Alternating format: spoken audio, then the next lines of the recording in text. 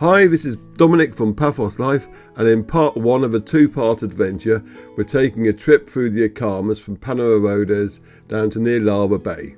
So let's have the map up first of all. And the route's quite mysterious. It starts off fairly sane. We're going the way we went in the last Akamas film. Then we're going off-piste, so to speak, in that none of this is shown on the map. We finished part one up near a little, I couldn't call it a pig farm because there were no pigs in it, but that's what they used to be there.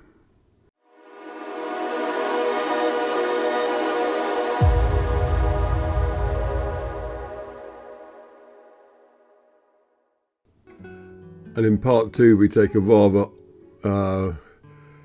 hair-raising route down to the main road on Lara Bay, but you'll see that another time. Right, coming up first of all as we enter Pano Arodes, on the right is the Geology and Paleontology Museum, which is well worth a visit. And then we're going to go through Pano Arodes itself, which is a lovely village, always worth visiting. Soon on the right we'll be going past the Museum of Knights Templar. And from memory, I think they only open Tuesdays, Saturdays and Sundays, though I could be wrong. There it is there. I did an article on that, so go to our main Paphos Live site and look through the blogs, you'll see it there. There was a small place, but it's very informative. And here's the main church in Pano Arodes. And we're turning left here. Now, if you saw our last drive through the Akamas, this will all look familiar, because this is how we started that as well. And coming towards us, we have a potato seller. You'll get many vegetable sellers driving through the villages in Cyprus, especially in the Paphos district. There'll be farmers selling their wares, and they announce their produce over a loudspeaker. I remember when we first moved to Cyprus in Polemi, it was the local Mukhtar elections, and we could still vote in them in those days.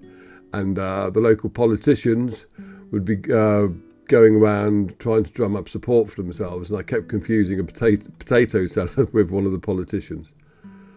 But these days we can't vote thanks to Brexit, being a third country national as opposed to a third world national, as some people seem to misunderstand. Anyway, I'm not going to get on to Brexit or anything like that. So let's get back to the task in hand, having a nice drive through the Akamas countryside. And if you like our films, please do subscribe to our YouTube channel and share them far and wide, because if you do that, we'll get a bit of money. And we like money. It helps pay for new camera equipment. And if you want to help us out financially, go to our Buy Me a Coffee page at buymeacoffee.com/PaphosLife and bung us a few coffees. All coffees are gratefully received. Please don't just expect that everyone else will buy us coffees, otherwise you won't get any. And if you want to get something back in return though, go to our etsy.com/shop/Paphos Life page, and there you can buy memorabilia featuring photographs that we've taken of Paphos and the surrounding countryside, mouse mats, cups, calendars. Calendars are very popular at the moment for obvious reasons. Perfect presents for the person in your life who loves Paphos. Okay, and also follow us on Facebook. Our Paphos Live page has nearly 75,000 followers now, which is excellent. Right, now we're coming up to a turning. In the previous film we carried straight on here, but now we're going to go this way on the right.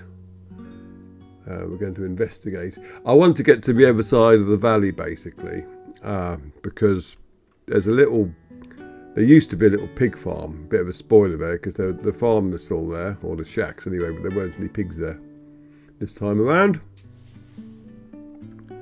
But it's a lovely, beautiful area, and we were heading that way. I haven't driven down this bit for a while though, so there are a few changes which I'll highlight along the route. Appears to be a little olive grove on the left.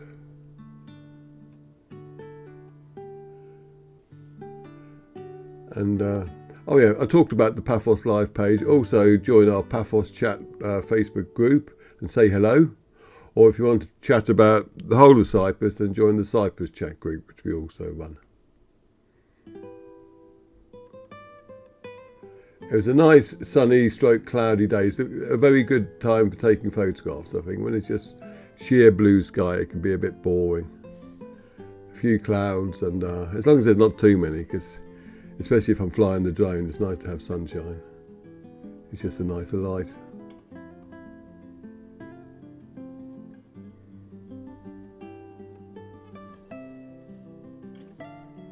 Now on the left here, I'm not sure what they're doing, but they were like clearing, with solar panels there. I didn't mean that, it's beyond there. It's probably what they're going to be putting in up here as well then. More solar panels, because they were clearing a lot of the landscape away. And we're going to take a turn right here. It's not actually the route you want to go if you're wanting to get to the other side of the valley.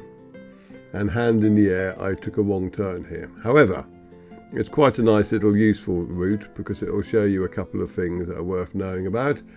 There is, if you look on various maps, the ruins of an old monastery. I wouldn't get excited if you see that because we're just passing the ruins on the right and there's not a lot there at all. I mean, it's just, we're talking about piles of crumbled stone and that's it. Now, this is a bit more interesting though, because this house here on the right, someone's living in it now, and all the other times I'd been going down here for years, that had been built but had been abandoned. So someone's obviously taken it over and they seem to be making a nice job of it, which is good.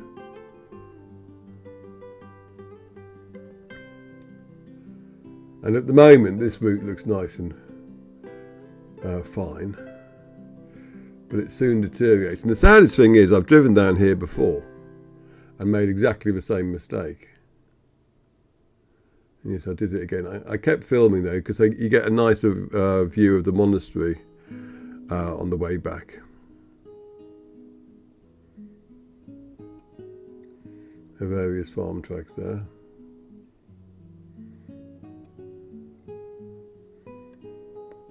But what I always say is that you should never go somewhere you're not comfortable coming back, which is why I come back in this film. Now in the next film, part 2 of this, I ignored that advice and I drove down a route which I really shouldn't have done.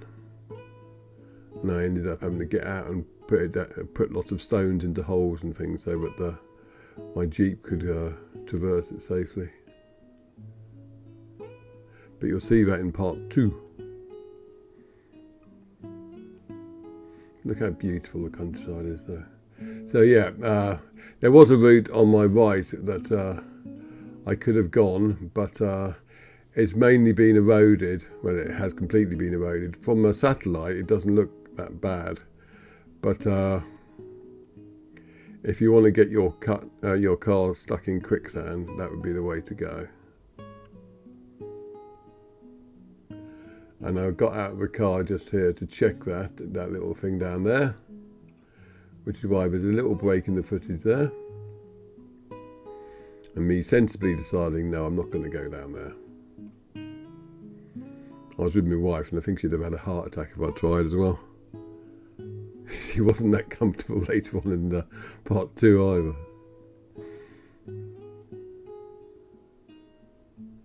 So we're heading back up to that house and the old monastery.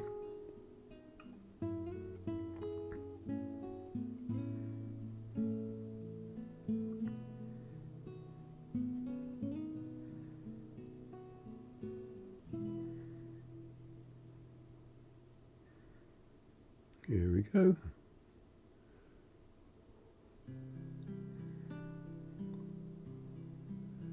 Must be a lovely place to live out here. I mean, when we first moved to Cyprus, there was a place in Pano Arodes that we considered, but because our child was of school age at the time, we wanted somewhere which is more accessible, basically. So we chose Polemi.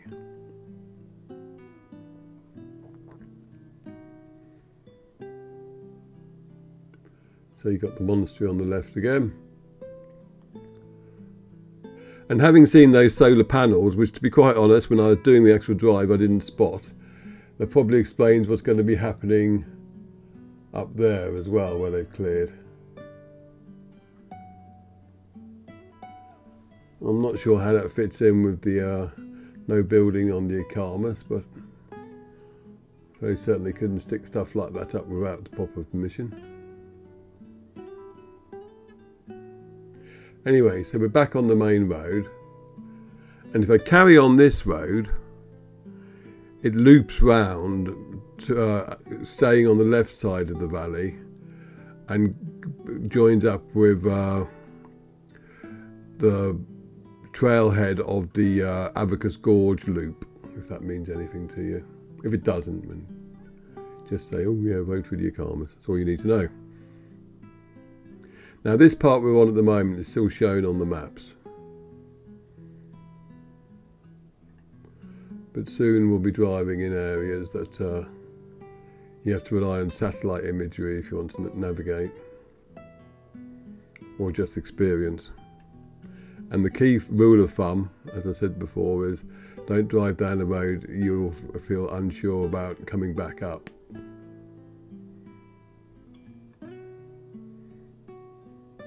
Now one thing you have to be, there is a sharp turn coming up to the right which you need if you want to get to the other side of the valley, this one here. I wasn't sure that was the correct route at the time, but then I had a look around and thought, yeah, okay, that's the one. I managed to avoid going off the edge there as I made my turn.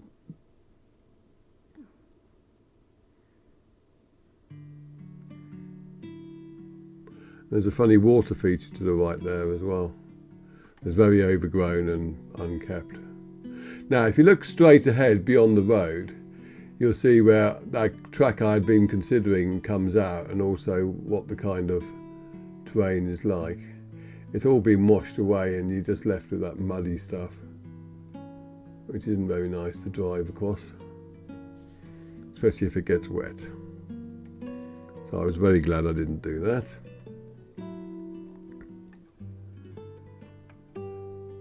And if you ever wondered where the Avakas Gorge comes from, then it's, well, I guess it's partly this and partly another stream a little bit further across, because it splits in two basically. But this is one of the sources.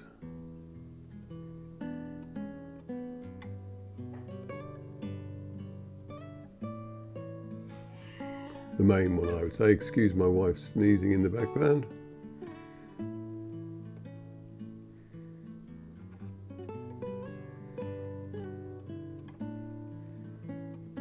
I think this is all off the map now.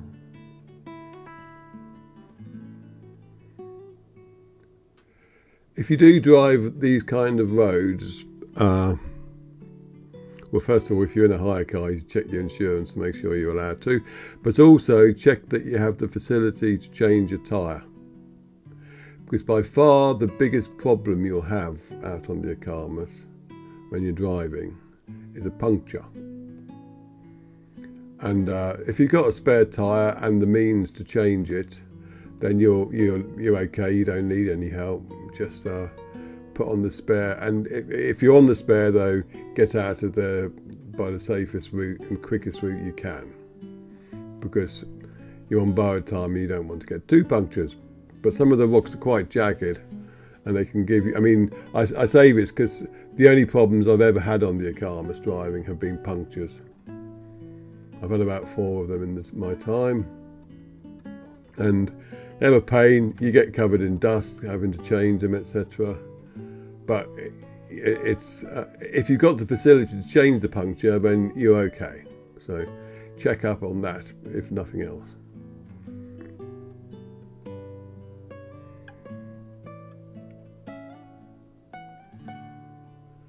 The arable land around here.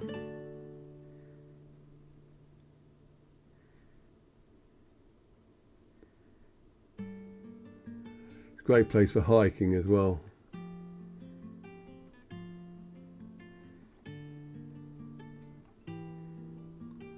I'm not sure if I know in the grand plan for the Akamas there are various routes. They're going to have the roads improved, and they seem to be making a complete mess of that so far, from what I've seen. But I'm not sure if this route is going to be one of them anyway.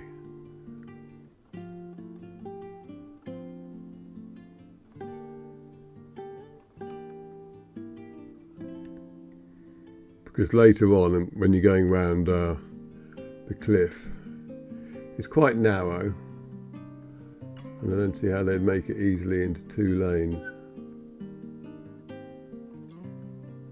because you wouldn't want the coaches going along it, put it that way.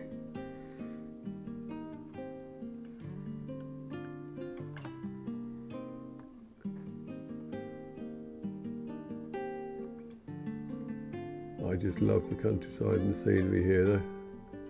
I've done numerous articles in the past of the little pig area and beyond that, because there were some old crofters' huts on a little plateau beyond there. There's even a watermill in the valley above the Avakas Gorge.